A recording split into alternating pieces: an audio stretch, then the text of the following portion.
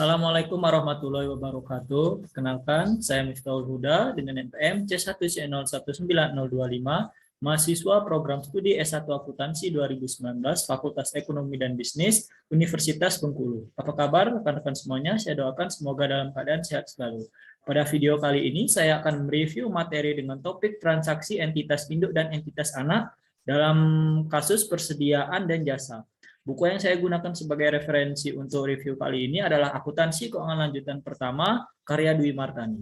Untuk memanfaatkan waktu yang ada, langsung saja simak video review yang akan saya sampaikan. Check it out.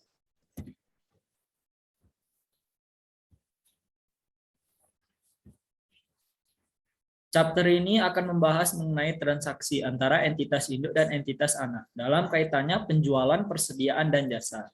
Ketika induk telah mengakuisisi perusahaan anak, tidak mungkin jika tidak terjadi transaksi antar keduanya. Riset menyatakan bahwa ketika terjadi kombinasi bisnis, itu patut diduga bahwa aktivitas manajemen laba dilakukan oleh perusahaan tersebut juga akan semakin besar. Eliminasi transaksi antar entitas induk dan entitas anak, transaksi antara entitas induk dan entitas anak.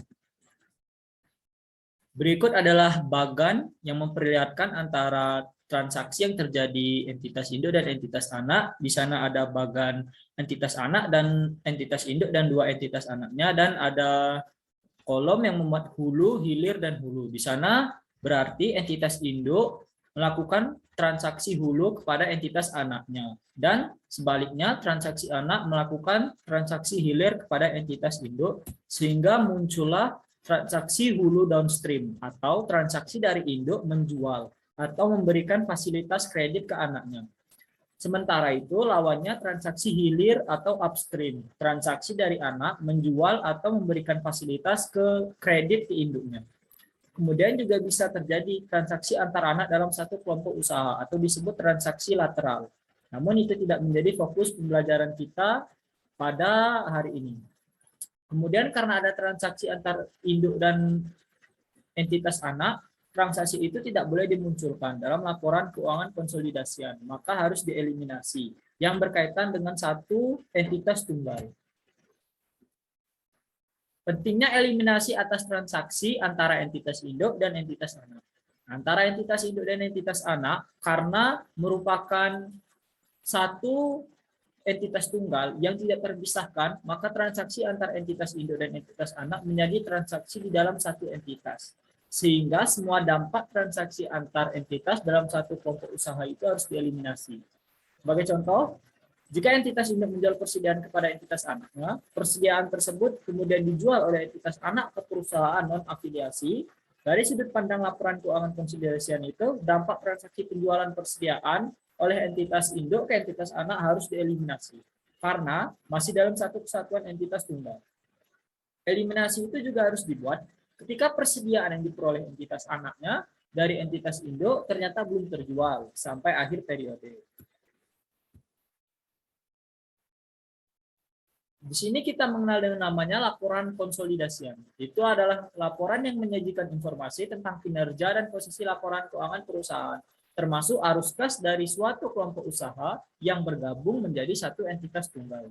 Jadi laporan konsolidasian itu berisi tentang laporan keuangan perusahaan induk dan juga laporan keuangan anak. Kemudian transaksi yang terjadi antara entitas induk dan anak disebut sebagai transaksi dalam satu entitas dalam kelompok usaha.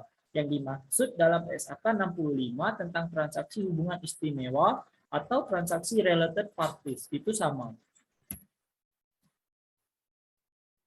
Nah, misalnya perusahaan induk menjual secara besar-besaran barang kepada perusahaan anak karena ingin meningkatkan angka penjualan menjelang akhir tahun. Kemudian, transaksi antar induk dan anak ini tidak boleh muncul dalam laporan keuangan konsolidasian. Tetapi, transaksi itu tetap dicatat dalam buku induk sebagai penjualan dan di buku anak sebagai pembelian. Sehingga waktu penyesuaian laporan keuangan konsolidasian dalam neraca saldo penjualan yang ada di dalam entitas induk itu termasuk penjualannya kepada entitas anak. Kemudian persediaan yang dilaporkan entitas anak jika dia menggunakan metode perpetual itu juga termasuk persediaan yang diperoleh dari entitas induk. Nah, waktu penyusunan laporan keuangan konsolidasi itu akan dieliminasi. Kemudian, jika entitas anak telah menjual barang persediaan tadi ke perusahaan non-afiliasi, yang boleh muncul itu penjualan anak kepada perusahaan non-afiliasi atau pihak eksternal. Misal, entitas induk menjual ke entitas anak sebesar 10 juta. Kemudian entitas anak menjual persediaan dari entitas induk tadi sebesar 15 juta ke perusahaan non-afiliasi. Yang boleh muncul di laporan keuangan konsolidasian itu hanya 15 juta, yang 10 juta itu tidak diikut sertakan karena dianggap sebagai transaksi dengan antar entitas. Transaksi penjualan persediaan, dampak terhadap pencatatan entitas induk dan juga jurnal eliminasinya. Transaksi jual beli persediaan antar entitas induk dan entitas anak merupakan contoh transaksi antar entitas dalam satu kelompok usaha. Dalam transaksi itu akan memunculkan adanya keuntungan atau kerugian dari jual beli tersebut. Kemudian, keuntungan atau kerugian yang muncul dari jual beli tersebut ada yang dikatakan belum terrealisasi atau unrealized dan sudah terrealisasi dalam periode tersebut. Kapan keuntungan atau kerugian dikatakan telah terrealisasi? Yaitu ketika barang yang didagang, barang dagang yang dijual oleh entitas induk kepada entitas anak itu dalam periode yang sama itu sudah terjual semuanya oleh entitas anak ke perusahaan non afiliasi yang dimaksud dengan keuntungan atau kerugian yang sudah terrealisasi. Kalau belum terrealisasi, maka entitas induk perlu membuat jurnal eliminasi untuk menangguhkan keuntungan atau kerugian dari penjualan tersebut. Dampak terhadap jurnal eliminasinya terkait transaksi jual beli persediaan antar entitas induk dan entitas anak itu tergantung pada posisi persediaan pada akhir periode. Ketika seluruh persediaan yang diperoleh dari entitas induk sudah terjual ke perusahaan non afiliasi pada periode yang sama dengan periode perolehannya, maka jurnal eliminasi yang dibuat untuk menghapus penjualan dan untuk menghapus beban pokok penjualan atau HPP. Kita masuk yang pada skema pertama, transaksi hulu penjualan persediaan. Maka akan ada 3 skenario sehubungan dengan transaksi antara entitas induk dan entitas anak.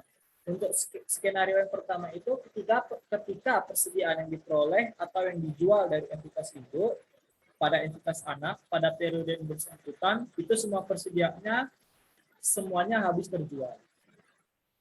Skenario yang kedua, ketika persediaan yang diperoleh atau yang dijual dari entitas induk kepada entitas anak pada periode yang bersangkutan, persediaan semuanya belum habis terjual. Sehingga akan ada penangguhan yang belum terrealisasi yang dicatat perusahaan induk. Nah, yang ketiga, ketika persediaan yang diperoleh atau yang dijual dari entitas induk pada entitas anak, pada periode yang bersangkutan, persediaan hanya sebagiannya saja yang terjual. Itu tadi untuk 3 skenario transaksi hulu penjualan persediaan.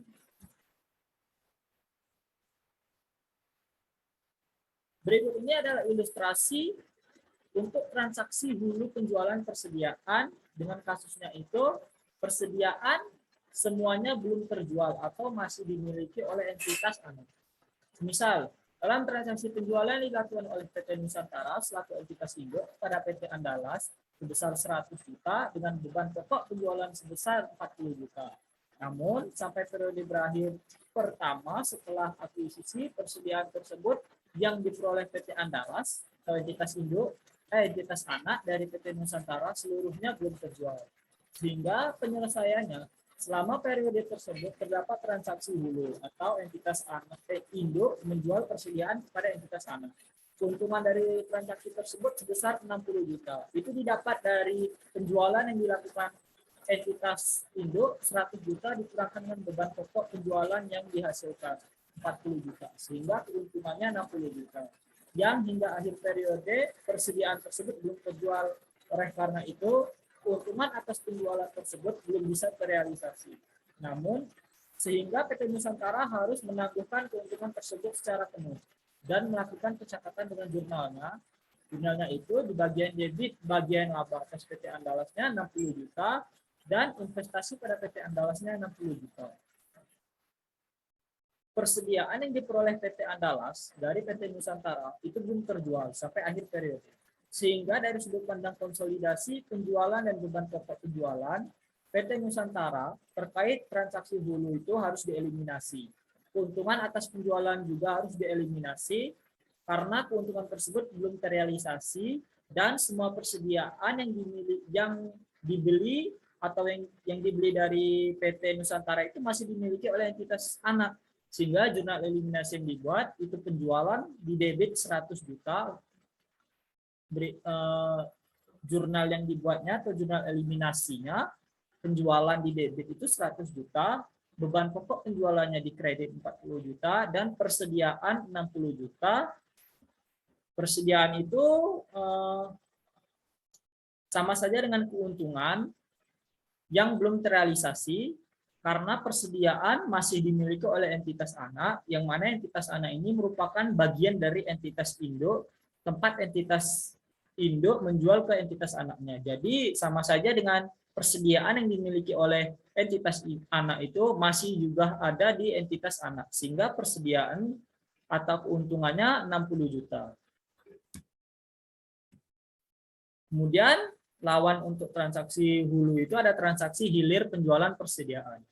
Jika pada skema transaksi hulu atas penjualan persediaan, maka pada transaksi hilir adalah sebaliknya. Artinya yang menjual barang dagangan adalah entitas anak pada entitas induknya. Maka pengaruh kepemilikan entitas induk pada entitas anak sebesar proporsi kepemilikan. Sehingga ketika mencatat keuntungan yang ditangguhkan atau keuntungan yang sudah terrealisasi, pencatatannya itu dikalikan dengan proporsi kepemilikan dari saham atas entitas anak. Kita masuk ke ilustrasi untuk transaksi hilir penjualan persediaan dengan masih kasus sama, persediaan belum terjual sepenuhnya. Misal dalam transaksi penjualan yang dilakukan oleh PT Andalas pada PT Nusantara sebesar 80 juta dengan beban pokok penjualan sebesar 50 juta.